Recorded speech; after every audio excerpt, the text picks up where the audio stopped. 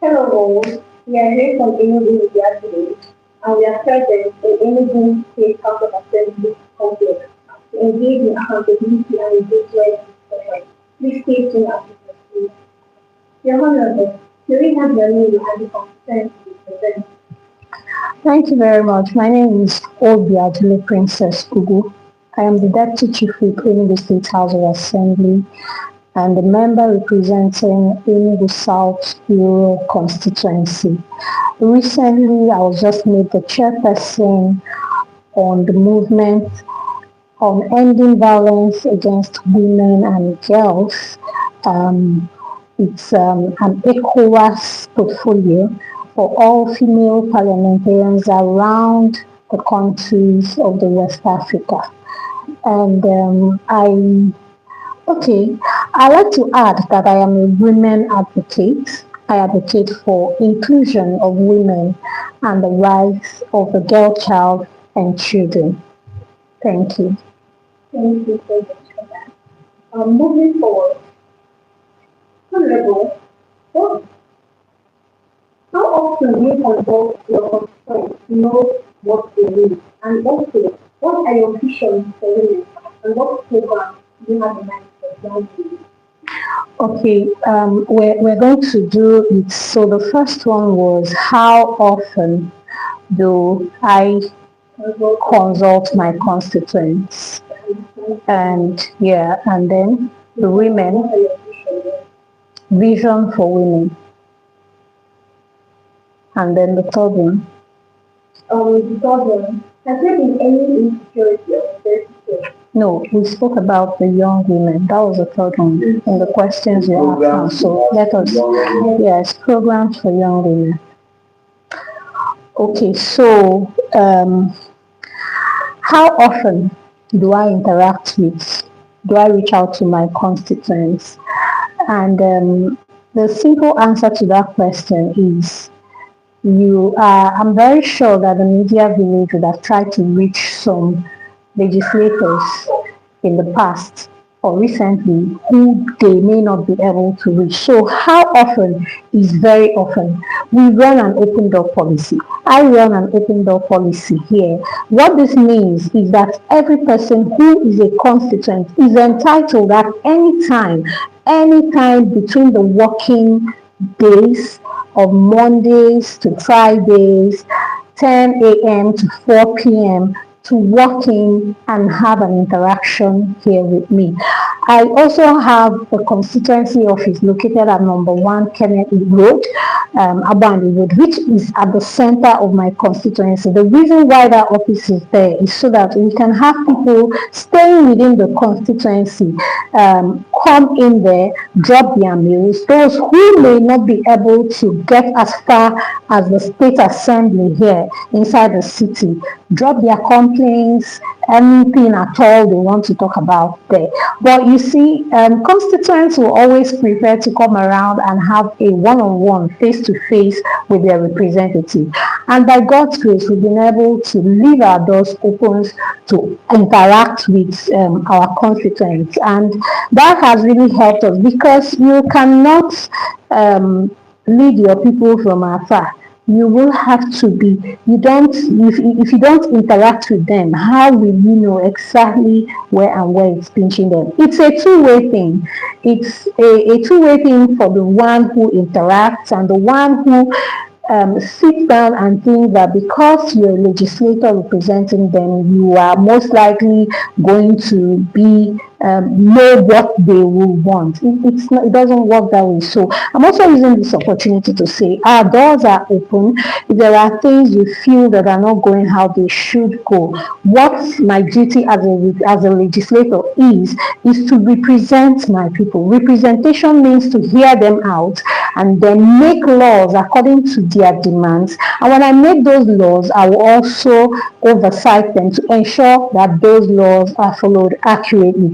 Then for my vision for women, already you could have seen when you walked in here, I said I am a women's advocate. I breathe inclusion. I breathe advocacy for inclusion. And in my constituency so far, you can comfortably say that people will always say, nwaanyị ụmụ nwaanyị ga-atụrụ gị vote, ụmụ nwaanyị bụ everything you say is about ụmụ nwaanyị. Ụmụ nwoke na-eyikwa akwa, ụmụ nwoke na-emekwa this one and the other one. But this community of women have been overly marginalized. We are the women who come out, clap hands, sing songs, support politicians, but are rarely included in governance. So my simple vision for women, especially in my constituency and across the state and even the nation and the entire region of Africa, is that I want to see women properly included in the leadership and governance of our region, Africa. For the young women, I'm happy that you asked about programs. I cannot say enough of my interactions with young women. One of the things I learned or I know is that you will need to leave a legacy of passing what you know, what you think should continue to the next generation. If you have not done that, I feel anyone who have not done that have not succeeded, have failed. So my programs for young women mainly stands around mentorship. Currently, we are running a mentorship program. This is the 4th week in that program for young women. We have a few young men who insisted that they cannot wait for the mentorship class for the young men to come up. So we are mentoring the young women. And currently it is leadership mentorship. We've had the business mentorship. We've had the agri mentorship. This office has sent some of my constituents, young girls between the ages of 18 and 35, to the Songhai farm sponsored in Owerri, and then I think Ogun State, the first set, and the other one. So programs for young women spans around every aspect of the economy, society, financial, every aspect. We also have, I also started a football academy for young girls in 2023, October 2023. It's called the Zoha Football Academy.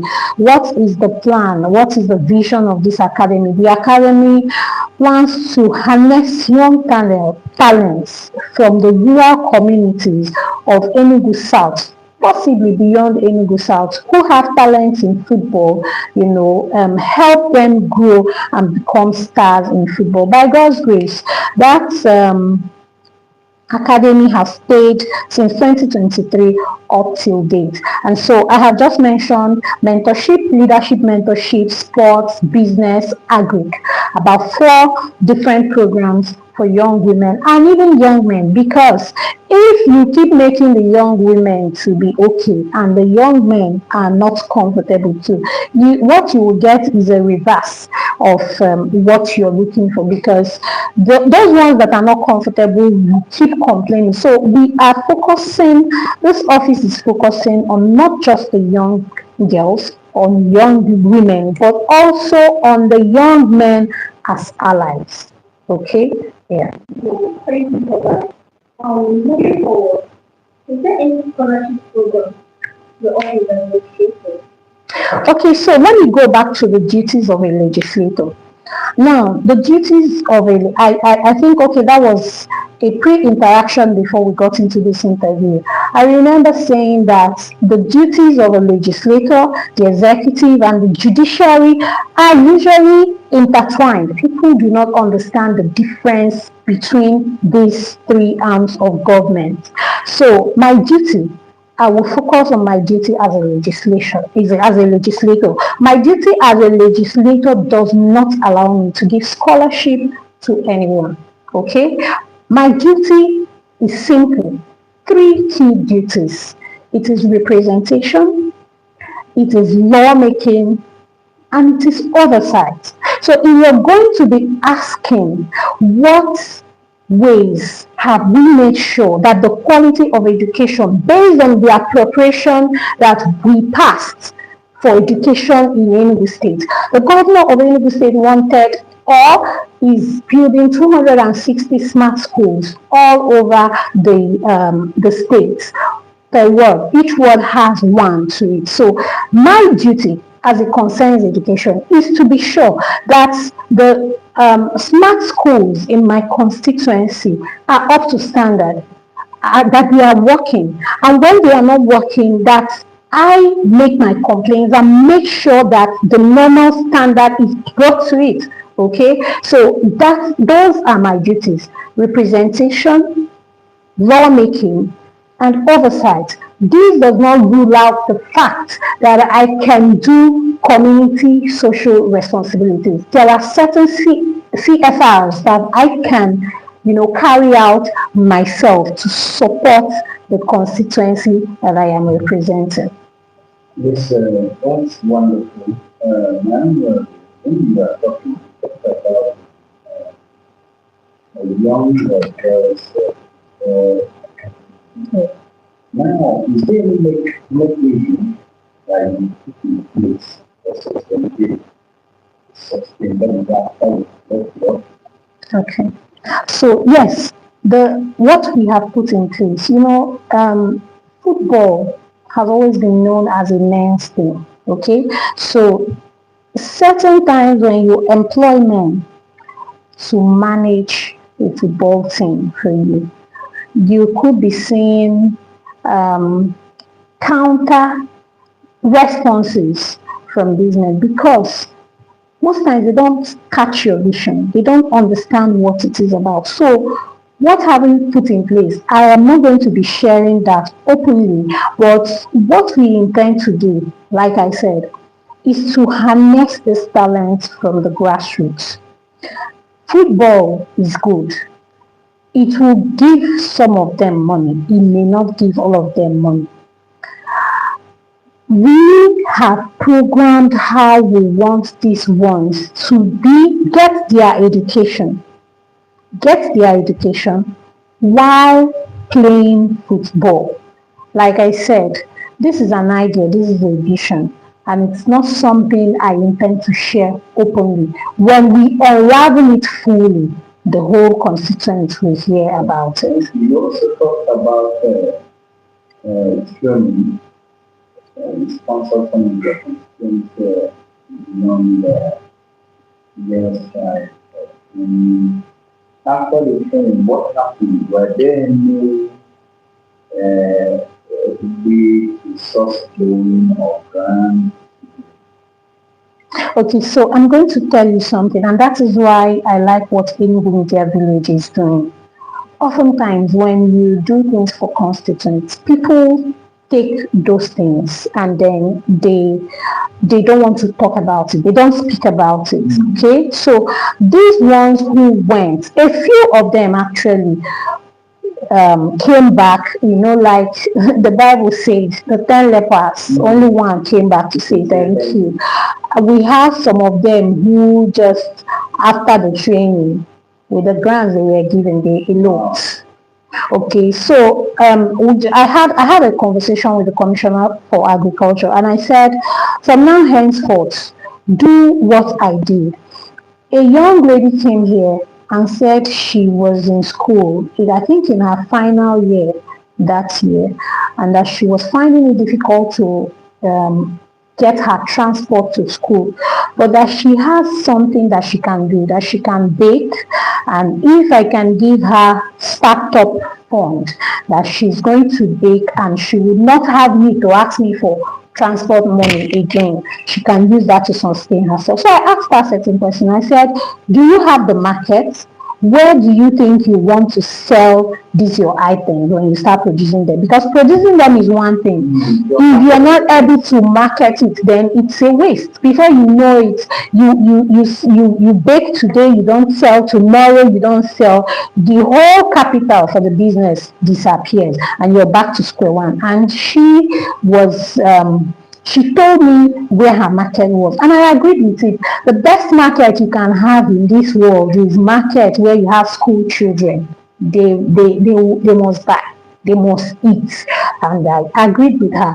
But there was something we did, because we are giving people money. I remember giving a woman money here to start her food business, and she disappears into the thin air, and after some time I hear she's begging all over again because we gave her money. So what did I do this time? Of course, I bake too, and so I know the basics. I know I need flour, I need margarine, I need egg, I need oil, and certain things. And when she brought her long list, I said, these are the key things you need. And come so time, we are going to plan and have it on ground for you. And we got those things. And happily, I can say it anywhere that I'm so proud of that young woman. She expanded that her small thing that we gave her. She was prudent, made sure that from just doing small puffs, she came here one day and brought a full box of what do you call it, small chops. So you can imagine someone that she may have gotten other supports from other places, but I can tell you that if we had given her money, she would have thought of her school shoe that was bad, thought of her hair that she has not made in a while, and other bills. But giving her the items needed, quickly pushed her into doing that business. Okay, and she did it and she succeeded in it. So we have not direct grants, but the government have always supported those ones that they trained for startups. The problem is that most times they are supported and they just do those things, give it to their friends, use it and joke, and then everything floats away. Yeah. Okay. Lastly, has there been any laws or motion you sponsor or supported that I have supported a lot of directly improve I have development in my constituency. On young girls, we are still on it. But if you talk about women generally, I will tell you that so far so good. We had two women in the house, and today 3 women are holding the ticket to run again in the State House of Assembly. And so by God's grace, we are likely going to have 3 as opposed to the 2 we had in the 8th assembly. And for bills, motions, a whole lot of them I cannot enumerate right now. But let me talk about the one that directly affects my constituency. Every time I say that the Port Harcourt Expressway, this is the first time in a very long while since I grew up that you can ply those 2 lanes at the same time. This is the first time. What happens is that you are on this one is working, the other one is not working. They are working on it, they work on it for the whole year. So I also want to use this opportunity to thank His Excellency Barrister Dr. Peter Ngugi Simba, who connected to the center and knows how to play this card very well. So I raised the emotion because we started having delays on that road. I saw delays on that road, and I pleaded through my motion. My prayers was that they needed to fix that road quickly so that my people will not be experiencing accidents. That Port Harcourt Expressway cuts across my constituency both ways, those in the rural and those in the urban area. So I raised that motion on the floor of the House. I may provide you with a copy of it anytime you want to see it. So that's one direct one. Because I also know that really costs so many lives. And then I think it's a really good time to this overall. So many people from inside share some concern. I think the DI will teach themselves 3 times of the capital capacity in the country. Thank you. It's really a nice time. Is there any if you want to tell your people, my constituents, people over there watching Is there any message, special message Yeah, my special message you want to use this opportunity to pass? pass to them. Okay, so so I'd like to take what's your own? I think I've been a lot of the advice for young girls. I want young women generally, to plunge into the system. Power is taken, it's never given. You cannot sit down and be doing apathy and expect the government or whoever to come and give you what you have to come out first. I think on an interview today, I said that where I am today, by God's grace, was a product of preparedness that met opportunity, and then this success happened. So girls, prepare yourselves, look out for opportunities. Opportunities